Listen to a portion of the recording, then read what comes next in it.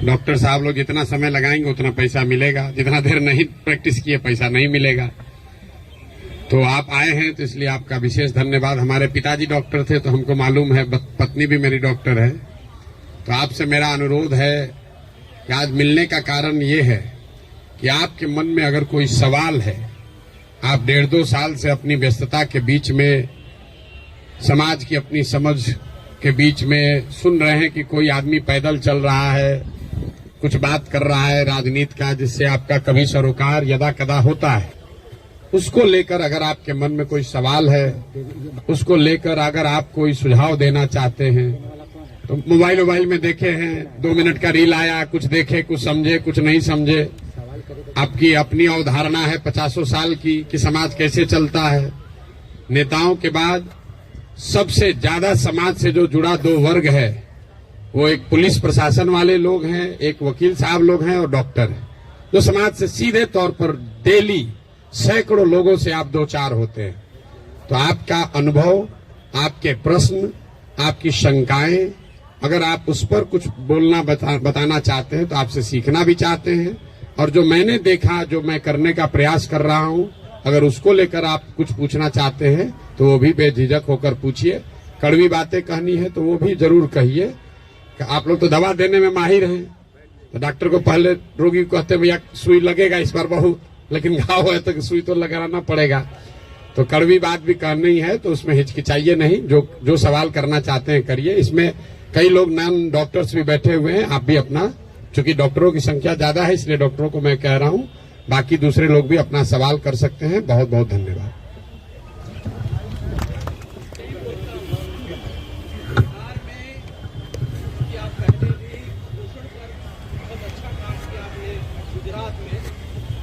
और बिहार में एक लंबे समय से कुपोषण की स्थिति बहुत बुरी रही है, और स्वास्थ्य के बड़े कारणों में, जन स्वास्थ्य के बड़े कारणों में कुपोषण बड़ा मुद्दा है। लंबे समय से बहुत सारे राजनीतिक दलों का मैं मैनिफेस्टो पढ़ाता रहा हूँ। कुपोषण की स्थिति को स्पष्ट करने के लिए कोई बहुत बेहतर तरीके से लोगों ने कुछ बात नहीं बोली है। महाशय, मैं माफी के साथ कहना चाहता हूं कि आपके रील को लगातार देखते हुए भी आपके द्वारा ये स्पष्ट दिशा निर्देश नहीं हुआ, या आपकी इसमें कोई भी बातचीत नहीं हुई कि बिहार में नंगे पैर चलने वाले बच्चे, ऊपर वस्त्र नहीं है, हड्डियां दिख रही हैं, लेकिन कुपोषण को दूर करने के लिए जन स्वराज में किस तरीके व्यवस्था हो। ये कंपोजिट इंडेक्स, ये इतना आसान नहीं है कि इसको एक दवाई देके, सुई देके और कुछ काउंसलिंग करके बाहर किया जाए। आप इसके विशेषज्ञ भी रहे हैं, आपने मोदी जी को इस पर एक दिशा निर्देश भी दिया है गुजरात में। मैं चाहता हूं कि इस विषय पे जन स्वराज अपनी स्थिति को स्पष्ट करे। बहुत मुझे ये जानना है कि अगर आपकी सरकार आती है तो हेल्थ में किस तरह का व्यवस्था परिवर्तन आप करेंगे, क्योंकि कोई भी सरकार आ रही है, व्यवस्था तो वही है। एक मिनिस्टर होते हैं, उनके नीचे सेक्रेटरी होते हैं, उनके नीचे उनके जूनियर होते हैं और बाकी लोग होते हैं, तो व्यवस्था तो वही होती है। आप इसको कैसे चेंज करेंगे और कैसे इस व्यवस्था में बदलाव लाएंगे ताकि सुधार जो है निचले स्तर तक पहुंच पाए? मैं doctor Rajesh Kumar Sinha, Patna medical college के 79 बैच का हूँ। मैं थोड़ी से 2 मिनट 4 मिनट समय लूँगा, ज़्यादा नहीं लूँगा। जब देश गुलाम था, आज़ादी की लड़ाई चल रही थी, लोगों को सपना दिखाया जाता था देश आज़ाद होगा, हाँ अपना देश आज़ाद होगा, अपना राज होगा, दूध की नदियाँ बहेंगी, कोई भूखा नहीं रहेगा। देश 15 अगस्त 47 को आज़ाद हुआ, सच्चाई सबको पता है उसके बाद क्या हुआ। 1971 में इंदिरा गांधी ने नारा दिया गरीबी हटाओ, भारी बहुमत से विजयी हुई। 1947 की गांधी की आज़ादी भूमिहीन, गरीब, अनपढ़ के लिए सब बेकार साबित हुआ। 1974 में जेपी मूवमेंट हुआ, 4 मैटर था, बेरोजगारी, भ्रष्टाचार, शिक्षा में परिवर्तन और महंगाई पर हुई। गरीबी हटाओ के नारे पर जीती इंदिरा गांधी की सरकार को आपातकाल लगाना पड़ा। 1977 में गरीबी हटाओ सरकार हार गई, जनता सरकार आ गई। 1974 की जेपी मूवमेंट के 50 साल हो गए, उनके प्रोडक्ट कितने भ्रष्ट हैं सबको पता है, वो कांग्रेसियों से भी ज्यादा भ्रष्ट निकले। Once again JP movement failed हुआ। 2012 में अन्ना हजारे मूवमेंट हुआ, उसका भी क्या हुआ सबको पता है। उसमें बहुत लोगों का विश्वास, पढ़े लिखे लोग नौकरी छोड़ के आए थे, और बहुत विश्वास के साथ आए थे। चूंकि Arvind Kejriwal IR Indian revenue service का था, उसके एक दाग नहीं था। अब मेरा आपसे एक क्वेश्चन है, अन्ना हजारे मूवमेंट के प्रोडक्ट अरविंद केजरीवाल और उनके साथी जो भ्रष्टाचार विरुद्ध जनता द्वारा भारी बहुमत से चुनाव जीत के आए, अधिकांश मोरल, ऑनेस्ट एंड कैरेक्टर के नहीं रहे, साथ ही साथ करप्शन में भी लिप्त रहे। अब आपकी पार्टी से जीते विधायक सत्ता में आने के बाद honest, moral, character and corruption free रहेंगे कि क्या गारंटी आप दे सकते हैं? ठीक, थैंक यू।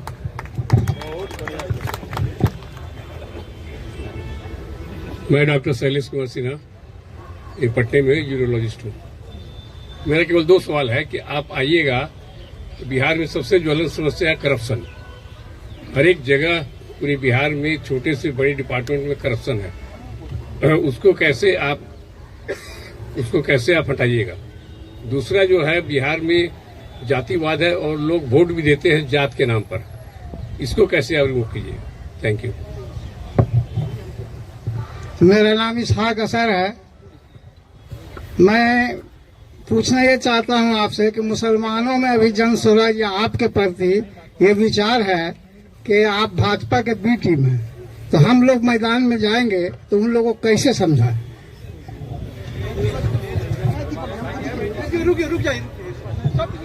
हाँ, हमारे प्रशांत किशोर जी का नाम हमने बहुत सुना।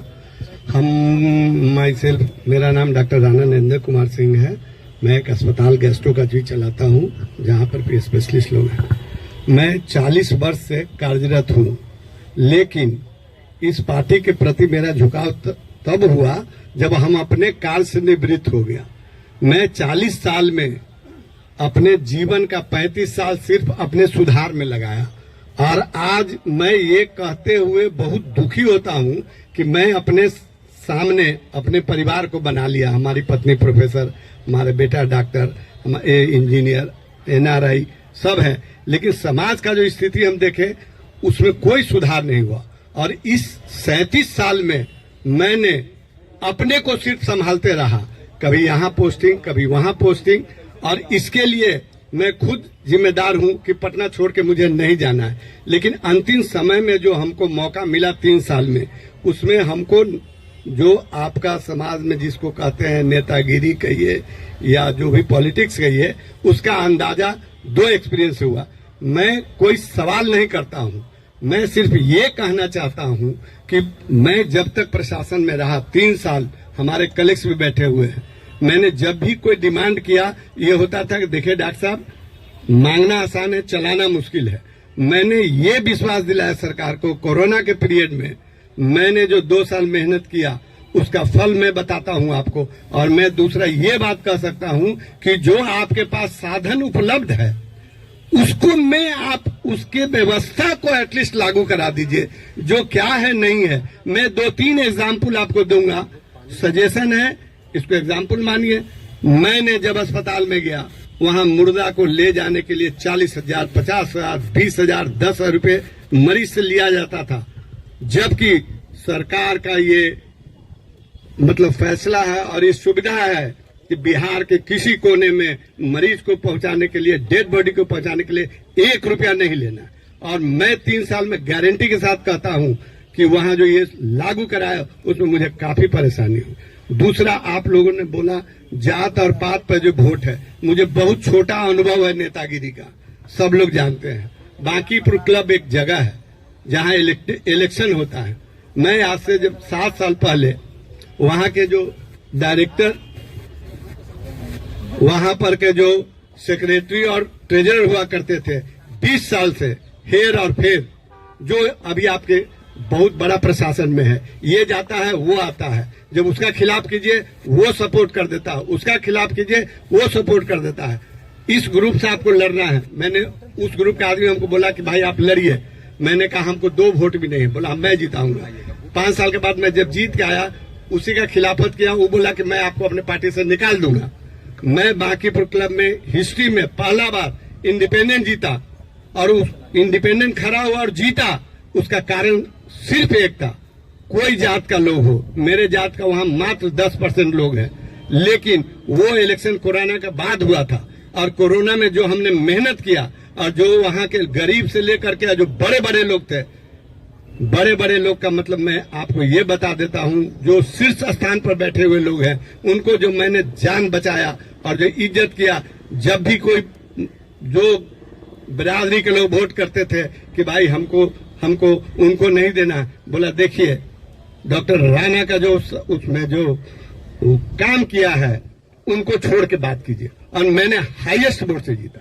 तो मैं ये कहना चाहता हूं कि हमारे डॉक्टर समाज के लोग ये भूल जाएं कि क्या देंगे तब हम करेंगे। पहला काम ये मेरा है कि जो है मेरे पास उस सामर्थ्य में हम एटलीस्ट उतना को अगर लागू करा दे तो ये बहुत बड़ी बात है। और इसके लिए मैं प्रशांत जी किशोर जी से ये आग्रह करूंगा कि इसको एक चैनल बनाना है। मैं जब डिप्टी सुपरिटेंडेंट रहा बहुत अच्छा सिस्टम देखा। एक गांव का आदमी, 3 आदमी का मैं नाम लेता हूं, रूढ़ी जी का, रामकृपाल जी का और एक आदमी का, उन्होंने अपना एक पटना में एक मेडिकल सेंटर रखे हुए हैं। उनको पता भी नहीं है कौन आता है कौन जाता है। उनके क्षेत्र का आदमी उनको फोन करता है, वो हमको फोन करते हैं, और उनको पता नहीं है वो मरीज ठीक होके चला जाता है। ठीक होना खराब होना अलग बात है, जो सरकार का सुविधा है वो एटलीस्ट उसको उपलब्ध करा दिया। अब ये मेरा सजेशन है, हमारा एक्सपीरियंस है। एक छोटा सा मेरा ये रिक्वेस्ट है कि हमारे बड़े बेटा जो है ना रही हैं, वो भी आए हुए हैं, और उनका यही कहना था कि प्रशांत किशोर जी से मुझे मिलना है, लेकिन एक बात का मुझे भी जिज्ञासा है। उन लोग का भी 10 साल हो गया छोड़ के पटना आना चाहता है कि हम लोगों ने दिल्ली में जिस समय थे केजरीवाल जी के साथ उनके स्थान पर गए, ये गए। अब प्रशांत जी का भी हमको उस तरह का चेहरा नजर आ रहा है, लेकिन हमको ये भी भय लगता है कि प्रशांत जी के साथ जुड़ने वाले लोग प्रशांत जी को भी केजरीवाल की तरह नहीं बना दे। धन्यवाद। इंद्रजीत भाई है, इंद्रजीत भाई। मैं डॉक्टर पूर्णेंदु कुमार सिंह कटिहार से मैं आया हूँ। मैं सर को, प्रशांत सर को मैं सादर प्रणाम करता हूँ और यहाँ आए हुए सभी चिकित्सकों को भी नमस्कार करता हूँ। मुझे ऐसे कल आना था, आज मुझे पता चला कि चिकित्सकों की मीटिंग होने वाली सर के साथ, तो मैं आया हूँ। यहाँ जो भी डॉक्टर उपस्थित हैं बड़े बुद्धिजीवी हैं और समाज से जुड़े हुए हैं। करुणा, प्रेम, दया उनके अंदर भरी हुई है। वो हमेशा समाज के लिए जीते हैं, और उन्होंने कोरोना के समय में भी जो उन्होंने त्याग किया, जो लोगों को बचाने के लिए उन्होंने जो अपनी कुर्बानी दी, मैं उन सबको सैल्यूट करता हूं। आने वाला इतिहास, आने वाले बिहार के लोग उसे कभी भूलेंगे नहीं, उसे हमेशा याद रखेंगे। और मैं एक बात बता देता हूं, जब मैं श्री प्रशांत किशोर जी से 26 जनवरी को मैं जब बेगूसराय गया तो मिल नहीं पाया, शाम हो गई। 27 जनवरी को जब मैं सर से मिला, फिर 3-4 दिन के बाद 4 फरवरी को जाकर खगड़िया में पैदल यात्रा किया। मैं देखा, जब मैं उनसे मिला तो बड़ा प्रभावित हुआ। मैं इनके अंदर श्री जयप्रकाश नारायण और विनोबा भावे जैसा व्यक्तित्व दिखाई पड़ा। मैं इनसे प्रभावित हुआ। मुझे लगा कि एक व्यक्ति जो पूरे बिहार को बदलने के लिए निकला है, जो समाज को बदलना चाहता है, जो बिहार से गरीबी, बेरोजगारी और भुखमरी को दूर करना चाहता है, तो मैं क्या अकेला एक कटिहार जिले में कुछ भी काम नहीं कर सकता हूँ? मैं डॉक्टर के नाते, मैं जब डॉक्टर संजय से जब मैं बात किया फोन पर, मुझे मालूम हुआ कि चिकित्सा के क्षेत्र में जनसुराज में डॉक्टर संजय बढ़ चढ़कर हिस्सा ले रहे हैं, तो मैं इनसे पूछा कि क्या इधर भी कोई स्वास्थ्य चिकित्सा शिविर लगेगा क्या? इन्होंने बताया कि देर होगी, क्योंकि दरभंगा में, मधुबनी में, चंपारण में मुझे करना है। तो मैं भी सोचा कि बहुत देर हो जाएगी। मैं ऐसे परिवार से हूँ जहां मेरे दादाजी 2-2 बार कटिहार के सांसद रहे, मनिहारी से 4 बार विधायक रहे। देश के स्वतंत्रता की लड़ाई में उन्होंने बढ़ चढ़कर हिस्सा लिया। कई बार उन्हें जेल जाना पड़ा और श्री जयप्रकाश नारायण जी के कहने पर उन्होंने अपने पद से त्याग दिया था। आज तक मैं 35 सालों से किसी दल से नहीं जुड़ा। कई बार मौके आए, मुझे एक व्यक्तित्व की तलाश थी, ऐसे लोगों की तलाश थी जो लगा कि नहीं, देश को बदलना चाहता है, जहां से गरीबी, अशिक्षा, भुखमरी को दूर करना चाहता है। मैं अकेला निकल गया। मैं अपने सैलरी के पैसे से लोगों में दवाई बांटता हूँ। कटिहार जिले के हर पंचायत में मैं 17 मार्च से कैंप स्टार्ट किया हूँ, गांव-गांव जाता हूँ। मैं अकेला निकला था, आज कारवां बनता जा रहा है। मुझे कोई सहयोग नहीं था शुरू में, और मैं प्रत्येक रविवार को कैंप करता हूँ। और शाम में ड्यूटी खत्म करने के बाद मैं कम्युनिटी मेडिसिन का हूँ, professor and head of the department हूँ। मैं भूतपूर्व सांसद युवराज का पोता हूँ, और मैं शाम में भी जाके लोगों से मिलता हूँ, जनसंवाद करता हूँ, जनसुराज के बारे में बताता हूँ, आदरणीय प्रशांत किशोर जी के बारे में बताता हूँ, और लोगों के वहां भी जो 10-15 लोग इकट्ठे होते हैं, मैं उनका इलाज करता हूँ। मैं एक बात, मैं कुछ दिन पहले, अभी 8 से 10 दिन पहले एक वीडियो देखा। जिसमें कि एक टायर बनाता हुआ बच्चा जो साइकिल का टायर बनाता है, उसका नाम देश प्रेमी है। वो इंटरव्यू कोई पत्रकार ले रहा था तो कह रहा है कि बच्चे बाबू तुम्हारा नाम देश प्रेमी? हाँ देश प्रेमी है। कितना कमा लेते हो? हाँ आटा हो जाए छे, चावल हो जाए छे, कोई दिन भूखले सूख जाए छे। उसके बाद जो मैं सर का इंटरव्यू देखा, मैं अंदर से रो रहा था। मैं घर में जब वो इंटरव्यू देखा, मेरे आंख में आंसू आ गए। मेरी पत्नी बोली कि क्यों रो रहे हो, क्यों आंख में आंसू है? तो मैंने कहा कि नहीं ऐसे कोई बात याद आ गई, मैं आंसू पोंछ लिया। क्या हालत है, क्या देश की, क्या बिहार की व्यवस्था है 35 सालों से, क्या लोगों ने बना के रखा है। आप बुद्धिजीवी लोग हैं, आप आगे आए, आप नहीं आगे आएंगे तो कौन आएगा। ऐसे मैं कई वीडियो को देखता हूँ, मैं थोड़ा इमोशनल भी हूँ। जब मैं गांव में जाता हूँ तो आप बिलीव नहीं करेंगे क्या व्यवस्था है चिकित्सा की।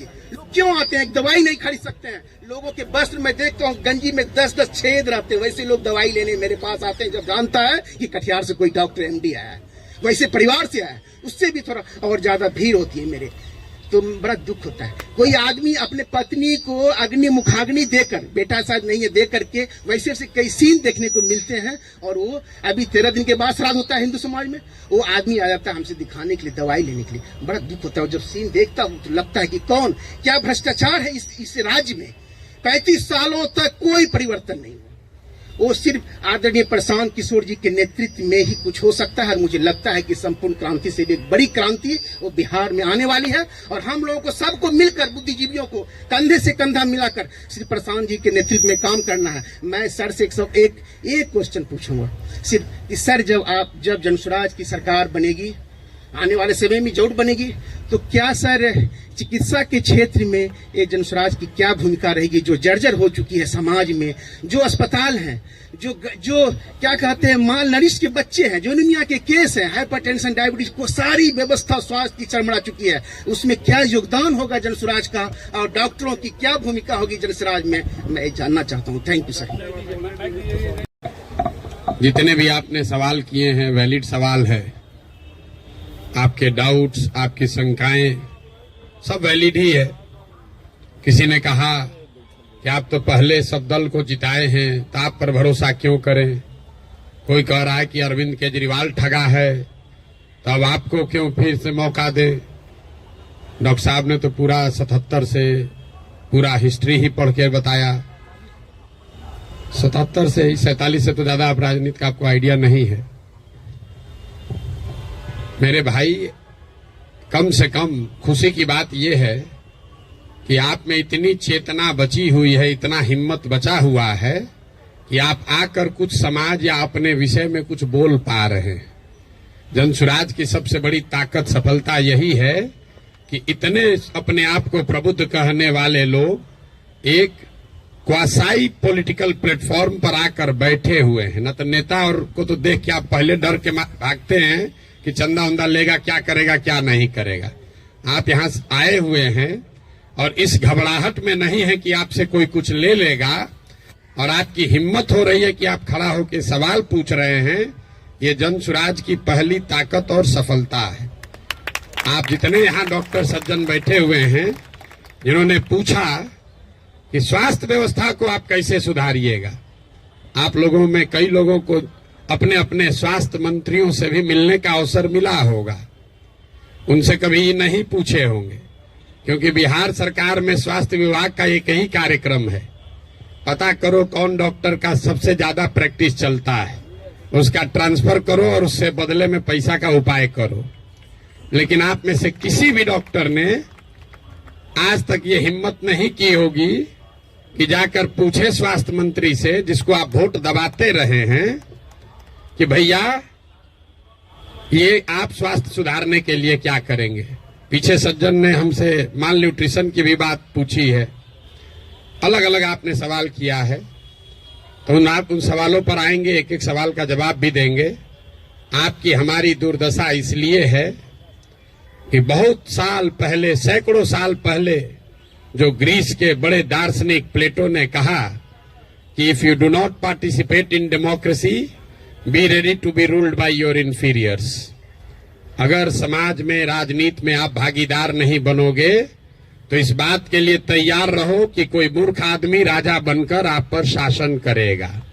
तो बिहार की जो दुर्दशा है वो इसीलिए है कि आप चाहे डॉक्टर हैं या व्यवसायी, अपने आप को सो कॉल्ड प्रबुद्ध कहने वाले लोगों ने राजनीति और राजनीति करने वाले व्यवस्था से अपने आप को अलग कर लिया है। और आप सोच रहे हैं कि जो आदमी शराब का व्यापार करता है, जो बालू माफिया है, वो आकर बढ़िया स्वास्थ्य व्यवस्था काहे नहीं बना रहा। ये कोई रॉकेट साइंस नहीं है मेरे भाई। आप बालू माफिया को स्वास्थ्य मंत्री बनाओगे तो उससे स्वास्थ्य व्यवस्था नहीं सुधरेगा। तो अगर आप गलत आदमी का चुनाव करेंगे तो गलत ही होगा। अब मैं शुरुआत करूंगा भाई साहब के सवाल से, क्योंकि इन्होंने वो व्यक्तिगत एक सवाल उठाया है कि आप अब बहुत बड़े ज्ञानी बन रहे हैं, आप ही तो इन लोगों को बढ़ाए। ठीक तो बात है मेरे भाई, हमको आप बहुत ज्यादा क्रेडिट दे रहे हैं। कोई किसी को बना नहीं सकता है। हाँ, ये जरूर बात है कि पिछले 10 बरस में इनमें से कई नेताओं को, दलों को बढ़ाने में हमने कंधा लगाया है। नीतीश कुमार को हमने नहीं बनाया है, लेकिन नीतीश कुमार का जब दुर्दिन हुआ था तो उनको जिताने में मदद की थी, तो वो उसका उतना दोष हमारा है। लेकिन आप यहां आज क्यों आए? आप प्रशांत किशोर को सुनने नहीं आए, आप किसी साधारण डॉक्टर के लड़के को सुनने नहीं आए हैं। आप यहां इसलिए भी नहीं आए हैं कि हम 2 बरस से पैदल चल रहे हैं। हम 20 बरस पैदल चलेंगे तो एक डॉक्टर अपना 1 मिनट समय नहीं छोड़ेगा। आप इसलिए आए हैं कि 10 बरस हमने वो काम किया है, समाज में लोगों को पता है कि ये आदमी अच्छा है, खराब है, इस आदमी को राजनीति का समझ है। अगर पैदल चल रहा है तो कुछ न कुछ सोचिए कि चल रहा होगा। ये अपने आप को बड़ा मत बनाइए, अपने आप को पेडेस्टल पर मत बैठाइए। हम जब पैदल चलते हैं, लोग दुकान में, दलान में बैठ के हंसता है, क्या ही चलने से कुछ होगा बिहार में। फिर भी हमारे पास आता है, इसलिए आता है कि उसको डर है कि ये प्रशांत किशोर चल रहा है।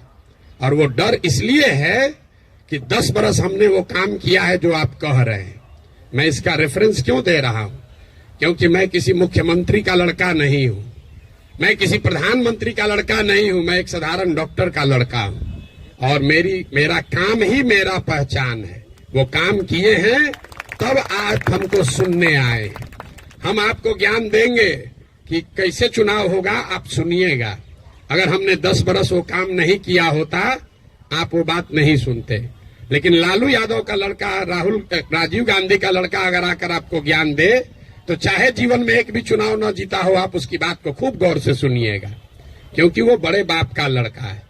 तो ये आप बात समझिए कि हमने उनको बनाया नहीं है, और अगर बनाया है तो उसको सुधारने का भी जिम्मा हम ही लेकर चल रहे हैं। आप कुछ नहीं कर रहे हैं। आप पहले भी कमेंट्री कर रहे थे, अभी भी कमेंट्री कर रहे हैं। किसी ने कहा आप पर भरोसा कैसे करें? आप पढ़े लिखे व्यक्ति हैं, अपने आप को प्रबुद्ध बताते हैं। आपसे ज्यादा तो गांव वाले जानते हैं जनसुराज के बारे में। 2 बरस से हम गांव गांव में घूमकर हमारे वोकल कॉर्ड में गांठ पड़ गया। ये बताते बताते कभी जीवन में हमने किसी से वोट नहीं मांगा। हम लोगों को यही बता रहे हैं कि हम पर भरोसा मत करो, किसी दल पर भरोसा मत करो, अपने बच्चों के लिए जगो, वोट अपने बच्चों के लिए दो। गांव वाले को बता रहे हैं, उसको समझ में आ रहा है, लेकिन यहाँ के आदमी को समझ में नहीं आएगा। और आप उससे बेहतर नहीं हैं। ये पढ़े लिखे लोगों को भ्रम है कि हम लोग बड़ा अच्छा है। बिहार का दुर्दशा इसलिए है कि यहाँ का लोग पढ़ा लिखा नहीं है। तो 2-3 ये जो राजनीति का भ्रम है वो आपको दूर कर देते हैं। बहुत लोगों को लगता है कि जो पढ़ा लिखा नहीं है इसलिए बिहार का दुर्दशा है। इस भ्रम को बिल्कुल दिमाग से हटा दीजिए।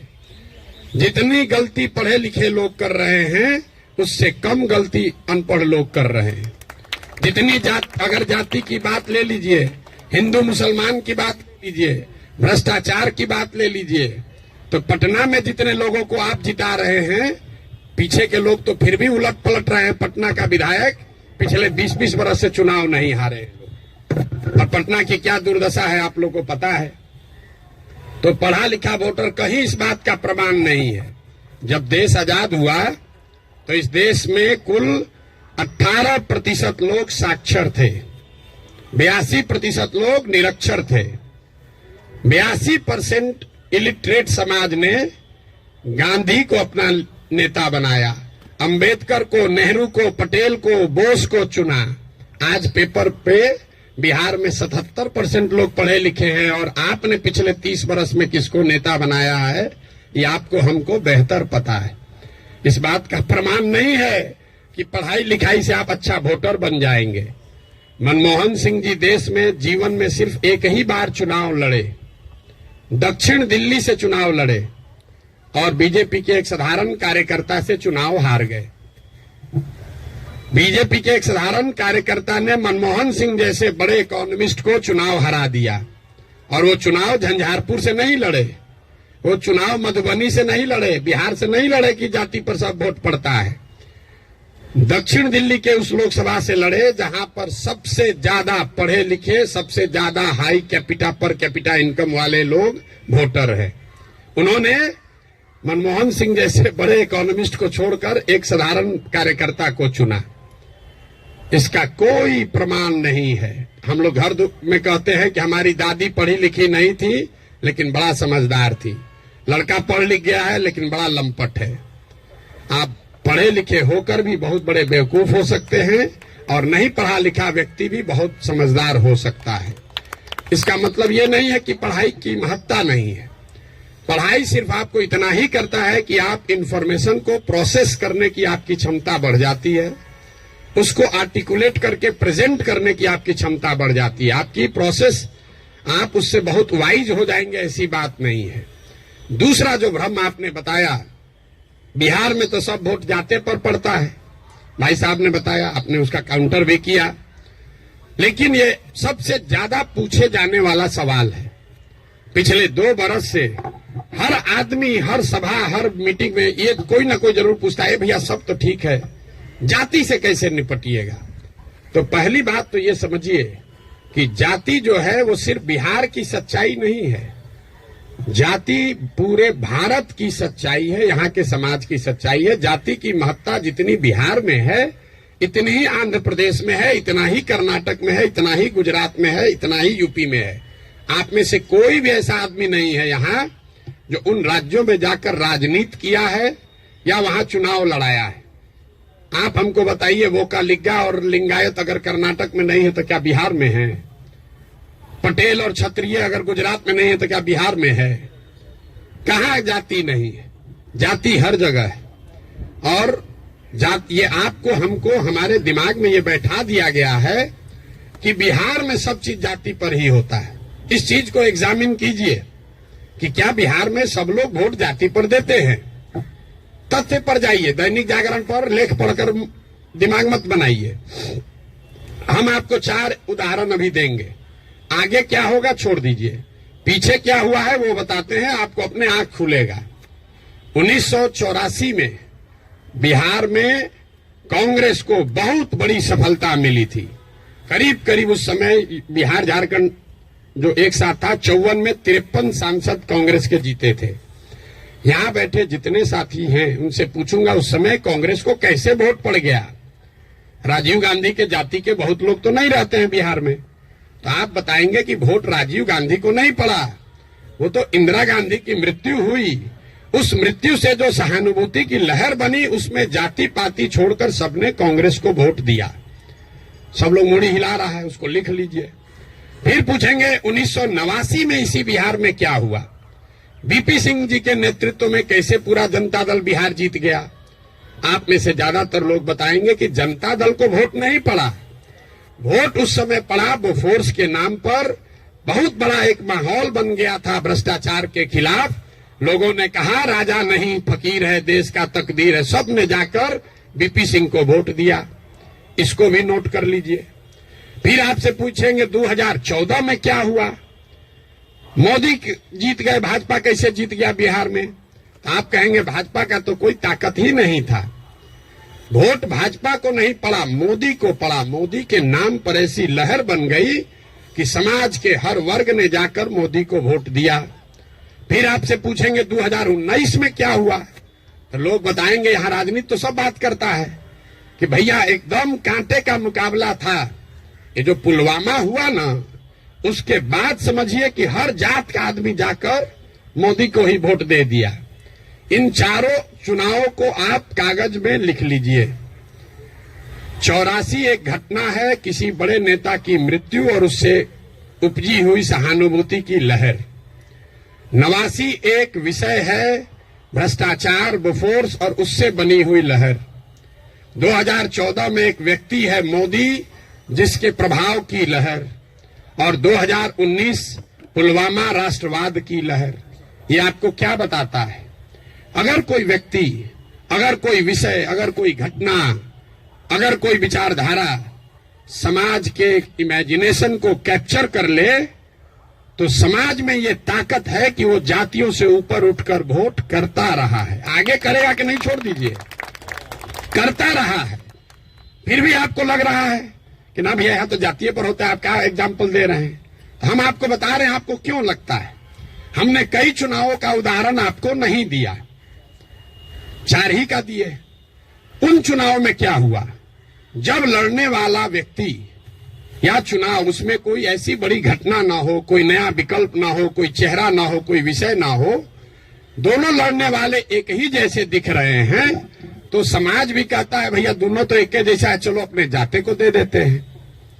तो ज्यादातर समय जो चुनाव हुआ है पिछले 30-40 वर्षों में, वो कोई डिफरेंशिएटर नहीं रहा है। तो जिसको मीडिया कहता है बाहर वाला चुनाव नहीं है। अब आप कहिएगा तो लोकसभा का चुनाव का एग्जाम्पल दिए हैं, विधानसभा में ऐसा नहीं होगा। विधानसभा का एग्जाम्पल देख लीजिए। 2010 में नीतीश कुमार और भाजपा इसी बिहार में 206 विधानसभा जीतकर सरकार बनाए। उस समय नीतीश और भाजपा के गठबंधन में मोदी जी नहीं थे, मोदी जी का नाम इतना बड़ा नहीं था, अमित शाह नहीं थे, भाजपा की इतनी ताकत नहीं थी। उनके सामने उनका मुकाबला था लालू जी के गठबंधन से, जिसमें लालू जी थे, कांग्रेस थी और रामविलास पासवान जी थे। लालू जी की ताकत आज के तेजस्वी यादव से तो निश्चित तौर पर ज्यादा थी 2009 में। रामविलास जी की ताकत उनके लड़के से ज्यादा थी, और कांग्रेस भी उस समय 2009 में देश में सत्ता में थी। इसके बावजूद 2010 के चुनाव में एनडीए को, नीतीश और भाजपा को 206 सीट आया।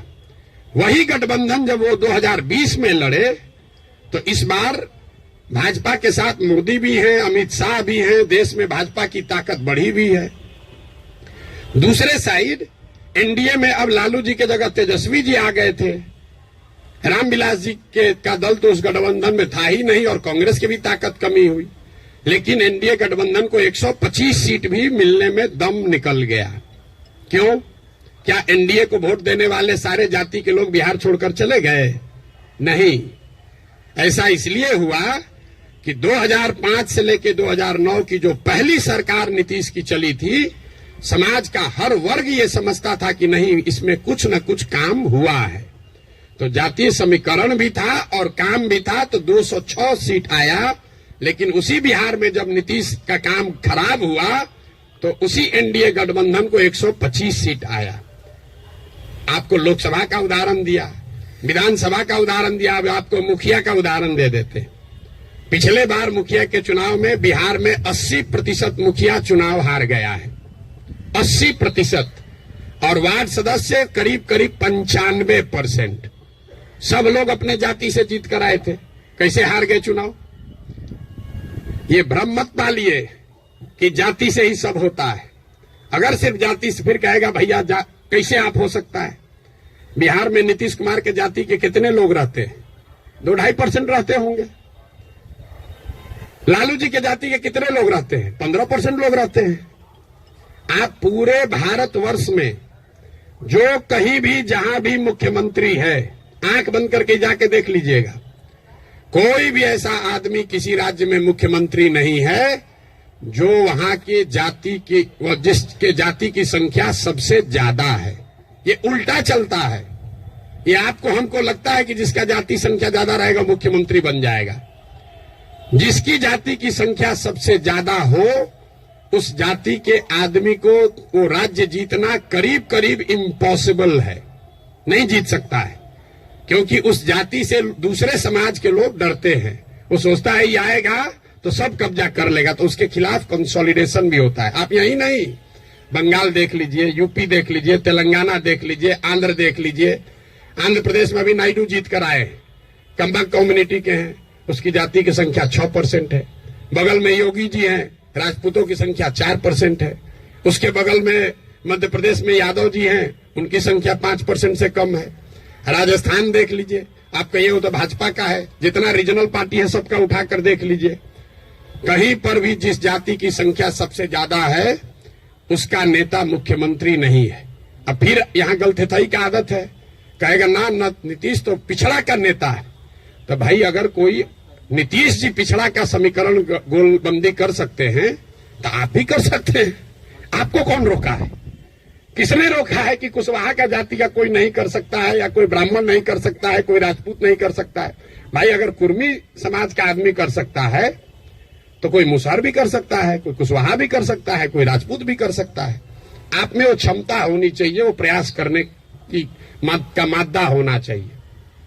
जाति का भ्रम मत पालिए। और अंतिम बात, मान लीजिए एक बार कि आपको बात मान भी ले कि जाति बड़ा महत्वपूर्ण है, तो जिसको भी राजनीति के जरिए समाज का अगुवा बनना है उसके पास ये विकल्प नहीं है कि समाज में सब सुधर जाएगा तब हम आएंगे। सब आदमी कहता भैया करना तो चाहते हैं लेकिन बिहार में जातिवाद बड़ा है।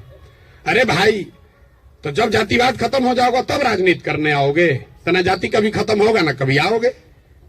और अगर खत्म हो ही जाए, अगर भ्रष्टाचार खत्म हो जाए, जातिवाद खत्म हो जाए, बाहुबल खत्म हो जाए, तो आपके हमारे आने की जरूरत क्या है? जो खत्म किया है उसी को आगे रहना चाहिए।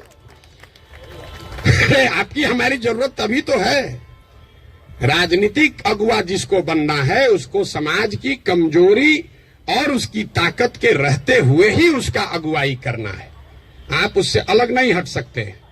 किसी ने भ्रष्टाचार की बात कही, भ्रष्टाचार पर आपका क्या प्रोग्राम है? कोई प्रोग्राम नहीं। भ्रष्टाचार तब सुधरेगा जब आप और हम भ्रष्टाचार कम करेंगे।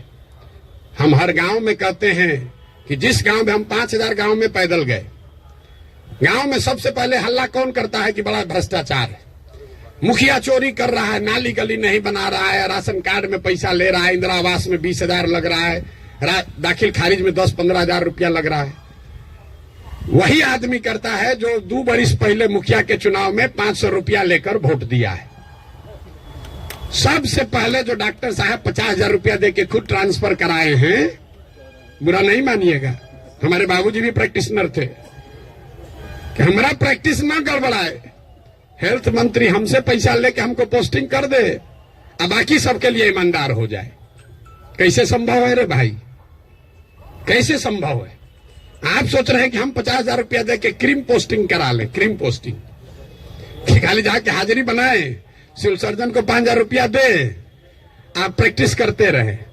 स्वास्थ्य व्यवस्था को सुधारने के लिए बड़ा बड़ा लंबा लेक्चर दीजिएगा, ये कभी हो सकता है? नहीं हो सकता है। स्वास्थ्य व्यवस्था को लेकर जनसुराज की क्या सोच है? बिल्कुल ये सही सवाल है। सिर्फ स्वास्थ्य व्यवस्था को लेकर नहीं, 2 संकल्प जो जनसुराज में हम लोगों ने दिया है कि बिहार के हर पंचायत का, बिहार का नहीं, हर पंचायत का 8,500 पंचायतों का हम योजना बनवा रहे हैं, पैदल चल के खुद जाकर देखकर। और ये तय किया जा रहा है कि उस पंचायत में पढ़ाई की व्यवस्था कैसे होगी, 800 से 1200 रोजगार के अवसर कैसे पैदा किए जाएंगे, और उस पंचायत में जिस तरह की भी खेती होती है उस खेती को खाने वाले खेती से कमाने वाला खेती कैसे बनाया जाएगा। ये 8,500 कार्यक्रम, 8,500 डॉक्यूमेंट जारी करेंगे। आप में से ज्यादातर लोगों को पढ़ने का भी समय नहीं होगा, लेकिन 8,500 पंचायतों का अलग अलग योजना बनाकर जारी करेंगे चुनाव से पहले। उसके साथ साथ बिहार के विकास के लिए जो 10 महत्वपूर्ण पहलू हैं उसमें स्वास्थ्य भी इंक्लूडेड है, उस पर भी 10 साल का विजन डॉक्यूमेंट बनाकर आपको चुनाव से पहले जारी करेंगे। ये बताएंगे कि बिहार में स्वास्थ्य की व्यवस्था को कैसे सुधारा जाए। आप उसको पढ़िए, समझिए, कुछ योगदान देना है योगदान भी दीजिए, सुझाव भी दीजिए, और अगर ठीक लगे तो अच्छा तब अपनाइए, हमारे कहने पर मत जाइए। अब आप कहिएगा कि अभी काहे नहीं जारी किए हैं? अभी इसलिए नहीं जारी किए हैं कि अगर अभी हम वो योजना जारी कर दें तो वो मेरी सोच होगी, उसमें आपकी और बिहार के लोगों की सोच समाहित नहीं है। पहले गांव गांव जाकर देखकर ये समझ रहे हैं, लोगों से पूछ रहे हैं कि क्या करना पड़ेगा। ज्यादातर आदमी कहेगा नया क्या देख लीजिएगा इसमें। हम आपको बता रहे हैं नया क्या देख लेंगे। हम भी बिहार के सरकारी स्कूल में पढ़े हैं। हमने अपने बाबूजी के क्लिनिक में देखा है 100 रुपया के मोनोसेफ नहीं खरीद पाने की वजह से इनके फ्लाइटिस के पेशेंट हाथ जोड़ के कहते हैं भैया मर जाए, लेकिन अब हम कुछ नहीं कर सकते, घर में कुछ नहीं बचा है, 100 रुपया। तो हमको उसकी समझ है, लेकिन इसके बावजूद जब हम 2 बरस से चल रहे हैं पैदल, तो जो गरीबी, जो बदहाली, जो कष्ट मैंने जमीन पर देखा है, इसका मुझे कभी अंदाजा नहीं था। हम संयुक्त राष्ट्र संघ में पब्लिक हेल्थ में ही 10 बरस काम किए हैं, यहाँ राजनीति में से भी जुड़े रहे, लेकिन जितनी गरीबी बदहाली हम अपनी आंखों से देख रहे हैं, ये आंकड़ों से दिखने वाली गरीबी से कहीं ज्यादा है। आपने कुपोषण की बात कही, यहाँ सब डॉक्टर बैठे हुए हैं। आप में से ज्यादातर आदमी ऐसे होंगे जो शायद ही कोई 10 से ज्यादा हीमोग्लोबिन वाली महिला आपको देखते होंगे। यहाँ हम लोग जो एक स्टडी करा रहे हैं, देखते हैं, आप देखिएगा कल से ध्यान से। गांव में कहीं जाइए, 55-60 साल से ज्यादा उम्र की कोई महिला आपको सीधी खड़ी नहीं दिखेगी, सब बेंड हो गई है ऊपर से। तो न्यूट्रिशन आप न्यूट्रिशन समझते अगर हैं, आप लोग तो डॉक्टर हैं, तो आपको पता है कि लंबे समय तक हीमोग्लोबिन के कमी की वजह से और ग्रोइंग एज में कैल्शियम नहीं मिलने की वजह से बोन का स्ट्रक्चर इतना कमजोर है कि समय से पहले वो बेंड होने लगता है। ये जब आप गांव में चलिएगा तो देखिएगा। 5 फीट 4 इंच से ज्यादा, 5 फीट 5 इंच से ज्यादा उम्र हाइट की कोई महिला आपको दिखने वाली नहीं है। आपने ठीक कहा, न्यूट्रिशन कोई वन शॉट सॉल्यूशन नहीं है, एंड इंटरजेनरेशनल प्रॉब्लम है। जिस मोदी जी के किताब पेपर की आप बात कर रहे हैं, एक आंकड़ा आपको दे रहा हूं। आज से 300 साल पहले यूरोप में लोगों की एवरेज हाइट भारत में लोगों के एवरेज हाइट से 1.4 इंच कम होती थी। अब यूरोप में 300 साल में on an average 1.6 inch Bharat से ज्यादा हो गई है। 300 वर्ष में करीब करीब 3 इंच लंबाई का असर पड़ गया है। और दुनिया भर में जो डेवलपमेंटल इकोनॉमिक्स पढ़ते हैं उनको मालूम है कि हाइट और लाइफ टर्म अर्निंग में डायरेक्ट कोरिलेशन है। The taller you are more likely to earn higher income and wages than those who are not. इसका मतलब ये नहीं कि जिसका हाइट कम है पैसा कम कमा रहा है। तुरंत लोग गन्ना करने लगा कि तो बड़ा नाटा आदमी को देखे बड़ा पैसा कमा रहा है। Height is a reflection of your overall growth. अब डॉक्टर लोग को हम क्या बताएंगे, आपको समझ है, हाइट दिख रही है और ब्रेन का ग्रोथ आपको नहीं दिखता है। तो जो लंबे समय तक स्टडीज हुई हैं उसमें ये क्लियर बताया गया है कि हाइट और लाइफ टर्म अर्निंग, समाज के सोसाइटी में लाइफ टर्म अर्निंग का डायरेक्ट कोरिलेशन है। तो बिहार में ये परेशानी है, एक झटके में मेरे भाई साहब वो खत्म नहीं हो सकता है। यहां किसी ने पर कैपिटा इनकम की बात की। बिहार में पर कैपिटा इनकम है 35,000 रुपया। देश में प्रति व्यक्ति आय है करीब करीब 1,34,000। बिहार का प्रति व्यक्ति आय है 35,000 रुपया सालाना। उसमें अगर पटना और बेगूसराय को हटा दीजिएगा तो ये प्रति व्यक्ति आय घट के हो जाएगा 22,000 रुपया। 22,000 को जरा 365 से डिवाइड कर दीजिए, देखिए कि दिन में कितना हुआ। 100 में 80 आदमी यहां दिन में 100 रुपया भी नहीं कमा रहा है। आप किस न्यूट्रिशन की बात करेंगे। मुझे एक लड़का मिला, उसको हम लोग कैंप में शाम में खाना खिलाते हैं, जो लड़के आते हैं, बहुत ज्यादा खा रहा था। उसको ऐसे बुला के पूछे, बेटा ये इतना रोज खाते हो? बोला सर आज तक जीवन में ऐसा हुआ ही नहीं कि हम खाना खत्म कर लिए और तसली में अभी चावल बाकी है।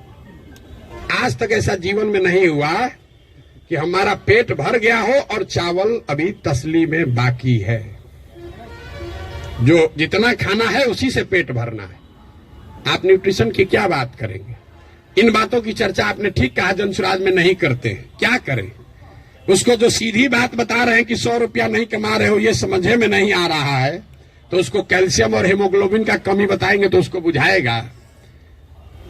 हमको उसको उस भाषा में समझाना है जो उसको समझ में आए। आप बहुत बड़े ज्ञानी हैं, आप व्यवस्था को सुधारना चाहते हैं, सुधारिएगा तब ना जब व्यवस्था में आइएगा। तो व्यवस्था में आने के लिए आपको उस भाषा का, उस विषय का, उस तरीके का इस्तेमाल करना है ताकि आप व्यवस्था में चुनकर आए, तभी तो ये बनेगी बात। किसी ने कहा आम आदमी पार्टी की तुलना, आपको एक पैसे भी समझ नहीं है कि जनसुराज क्या है और आम आदमी पार्टी क्या है। आम आदमी पार्टी आंदोलन से निकली हुई एक पॉलिटिकल व्यवस्था है और जन सुराज में प्रशांत किशोर का जन सुराज का आंदोलनों में कोई यकीन नहीं है। हम रोज ये बात कम से कम 100 दफे कह चुके हैं। जन सुराज आंदोलन नहीं है, इसको जेपी के आंदोलन से कंपेयर मत कीजिए और इसको आम आदमी पार्टी के आंदोलन से कंपेयर मत कीजिए, क्योंकि आंदोलन है ही नहीं। क्यों नहीं है? हमको लोग आगे कहता है भैया आंदोलन कीजिए उससे बिहार सुधरेगा। मेरा आंदोलनों में कोई यकीन नहीं है, क्योंकि मानव सभ्यता का इतिहास आपको बताता है, पूरे दुनिया का, बिहार का, भारत का नहीं, पूरे दुनिया का मानव सभ्यता का इतिहास ये आपको बताएगा कि आज तक किसी भी आंदोलन से, फ्रांस की क्रांति को अगर आप अपवाद के तौर पर हटा दीजिए तो किसी भी रेवोल्यूशन से, आंदोलन से कभी समाज का भला नहीं हुआ है। आंदोलन और रेवोल्यूशन जो है वो किसी को सत्ता से हटा सकता है। वो तेज हथियार है जिससे आप बड़े से बड़े वृक्ष को काट सकते हैं, उससे आप नए समाज का निर्माण नहीं कर सकते। भाई साहब खड़ा होकर जेपी का आंदोलन का एक उदाहरण दे रहे थे। मेरे भाई, जेपी का आंदोलन कहां कहा गया है? आप तो जेपी के आंदोलन में शायद जुड़े हुए हैं, आपने दावा किया। जेपी के आंदोलन में कहां कहा गया है कि बिहार को सुधारा जाएगा? जेपी के आंदोलन का नारा था संपूर्ण क्रांति, इंदिरा गांधी को हटाओ। तो उस आंदोलन की, क्रांति की इतनी ताकत थी, इंदिरा गांधी को हटा दिए। नया व्यवस्था बनाने की बात कहां कही गई थी? अरविंद केजरीवाल या आम आदमी पार्टी ने नई व्यवस्था की बात कहां कही? उन्होंने कहा भ्रष्टाचार हटाओ। हम तो नहीं कह रहे भ्रष्टाचार हटाओ, क्योंकि दुनिया में कहीं इसका कोई प्रमाण नहीं है कि कोई एक कानून बनाकर आप भ्रष्टाचार खत्म कर देंगे। ये तो सतत प्रक्रिया है। जिन देशों ने भ्रष्टाचार पर अंकुश लगाया है, दुनिया में सबसे ईमानदार देश कौन है? जो स्कैंडिनेवियन कंट्रीज हैं, फिनलैंड, स्वीडन, नॉर्वे, डेनमार्क, वहां जाइएगा, वहां करप्शन मिनिमम है। आप जाकर उसका अध्ययन कीजिए कि वहां कैसे करप्शन कम हुआ। वहां अरविंद केजरीवाल थोड़े पैदा हुए थे, वहां जन लोकपाल करके कोई विधायक नहीं पारित हुआ। वहां भ्रष्टाचार 4 तरीके से कम हुआ है। पहला, समाज में ये जागृति बनी लंबे समय में कि अच्छे और स्वच्छ लोगों का चुनाव करो, मतलब इलेक्टोरल प्रोसेस को जहां तक हो सके उसको स्वच्छ बनाया गया। आप में से कुछ लोग सोशल मीडिया पर अभी देखे होंगे, नीदरलैंड्स का प्रधानमंत्री अभी आज से करीब 2 हफ्ते पहले 12 बरस प्रधानमंत्री रहने के बाद हटा है, तो वो साइकिल से अपने घर से अकेले निकल रहा है। तो वहां की समाज ने ये व्यवस्था बनाई कि स्वच्छ लोग स्वच्छ तरीके से वोट करें, स्वच्छ लोगों को चुने। दूसरा उन्होंने क्या किया? उन्होंने बहुत बड़े स्तर पर जन भागीदारी, लोकतंत्र को समाज में उतारा। सिर्फ सरकार चुनने की व्यवस्था को लोकतंत्र नहीं बनाया, जो सरकार के नीतिगत फैसले हैं उसमें समाज की भागीदारी करी। और चौथा, बहुत बड़े स्तर पर टेक्नोलॉजी का इस्तेमाल हुआ है। आप लोग जितने लोग आए हैं, ज्यादातर लोग नल जल योजना के बारे में सुने समझे होंगे, बहुत यहां ब्यूरोक्रेट लोग भी बैठे हुए हैं। नल जल योजना में अभी तक सरकार यही चक्कर में बहस में पड़ी है कि वहां चल रहा है कि नहीं चल रहा है। 25,000 करोड़ रुपया खर्चा हो गया। उसी सरकार में स्मार्ट मीटर लगाकर लोगों को यह पता है कि बिजली कितना कंज्यूम हो रहा है, लेकिन नल जल में अगर स्मार्ट मीटर लगाया होता तो कम से कम इतना तो पता चलता कि जो पानी चल रहा है कि नहीं चल रहा है। 25,000 करोड़ रुपया खर्चा कर दिया, लेकिन पानी को निकलने, मापने, उस पर बिल करने का कोई टेक्नोलॉजिकल सॉल्यूशन नहीं ढूंढा। तो ये 4 चीजें जो हैं उसको करके भ्रष्टाचार पर अंकुश लगाया जा सकता है। लोकतांत्रिक व्यवस्था को जहां तक हो सके उसको भ्रष्ट लोग और भ्रष्ट पैसे से बचाया जाए। दूसरा, जनता को नीतिगत मामलों में शामिल किया जाए। तीसरा, उनको भागीदार बनाया जाए, सरकारी सत्ता और संसाधन का विकेंद्रीकरण हो। और चौथा, बड़े पैमाने पर टेक्नोलॉजी का प्रयोग हो। अगर ये चारों का इस्तेमाल करेंगे तो भ्रष्टाचार पर अंकुश लगाया जा सकता है। खत्म ना हो सकता है, ना होने का हम दावा कर रहे हैं। तो वो सब बात मत कहिए कि हम आप कैसे खत्म कीजिएगा, हम ना खत्म करेंगे, हमारे बस का ही नहीं, हमारे कैसे खत्म हो जाएगा। सीओ साहब का 40 लाख रुपया लेके पोस्टिंग कीजिएगा, सीओ पैसा नहीं लेगा दाखिल खारिज में, ऐसा संभव है? 40 लाख रुपया लेकर अगर सीओ से को आप पोस्टिंग कीजिएगा थाना दीजिएगा, अगर किसी थानेदार को 20 लाख रुपया लेके, तो पैसा कैसे नहीं लेगा, लेगा ही लेगा। अब आपका एक और सवाल लोगों का जो रहता है, भैया इस पर कैसे भरोसा करें। भाई बिल्कुल मत भरोसा करो। जो पहले से आपको ठग रहा है, आप लोग डॉक्टर हैं, जो दवा पहले से फेल है उसको इस्तेमाल करना चाहते हो, लेकिन ट्रायल मेडिसिन कैसे, ट्रायल मेडिसिन का ट्रायल कैसे होता है? आपको मालूम है कि इसकी 100% गारंटी नहीं है, लेकिन फिर भी कहते हैं अच्छा पेशेंट मर रहा है, उसका कंसेंट लेकर आप ट्रायल मेडिसिन देते हैं कि 20% भी चांस अगर कहीं लग गया तो ठीक हो जाएगा। आप जनसुराज को वही ट्रायल मेडिसिन ही समझ लीजिए। पहले वाला तो पहले से एक्सपायर है। बताइए यहाँ के लोगों के बुद्धिमत्ता का जरा आलम देखिए।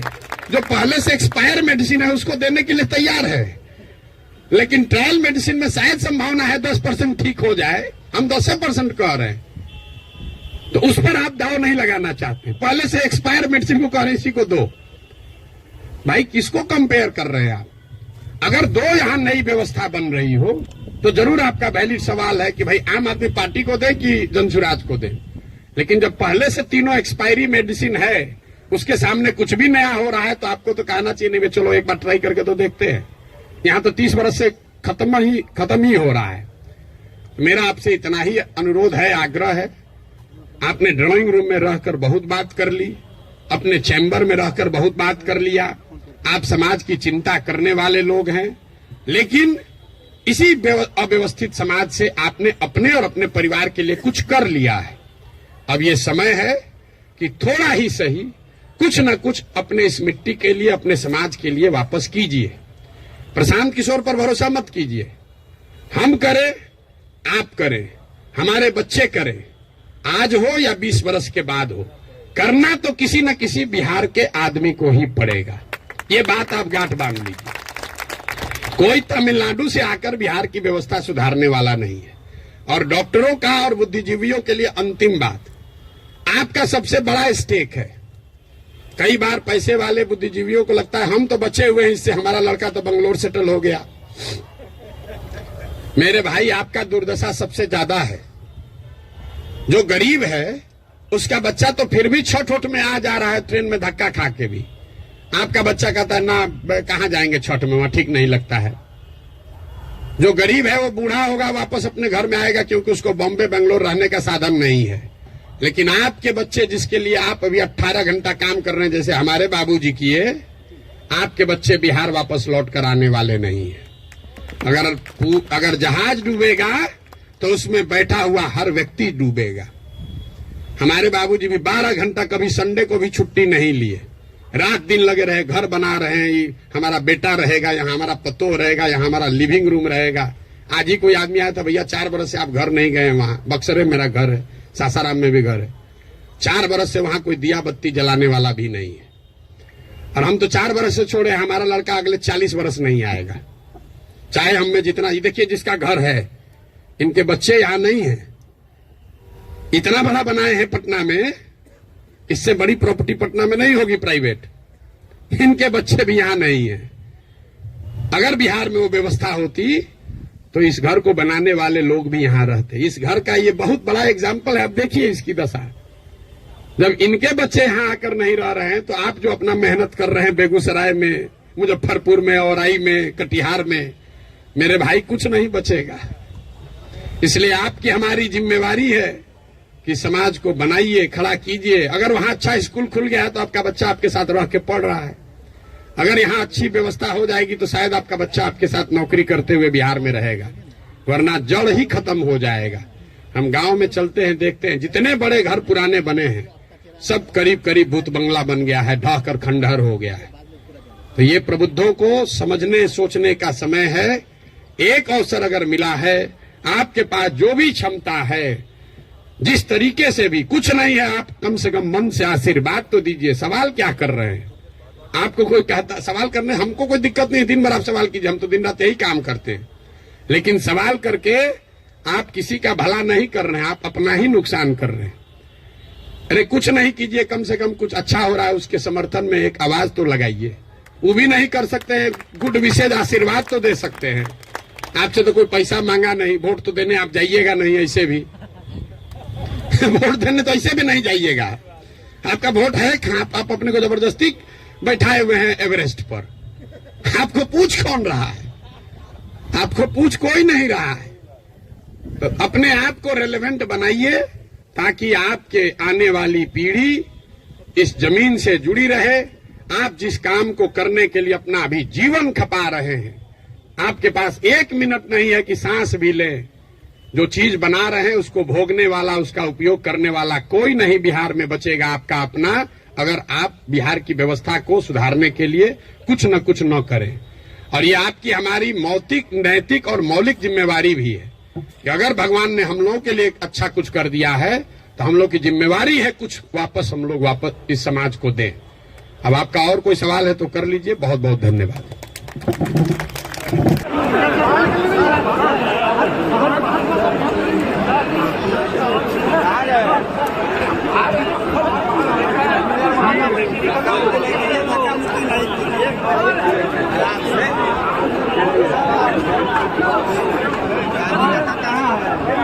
यार धक्का भी कर रहा है।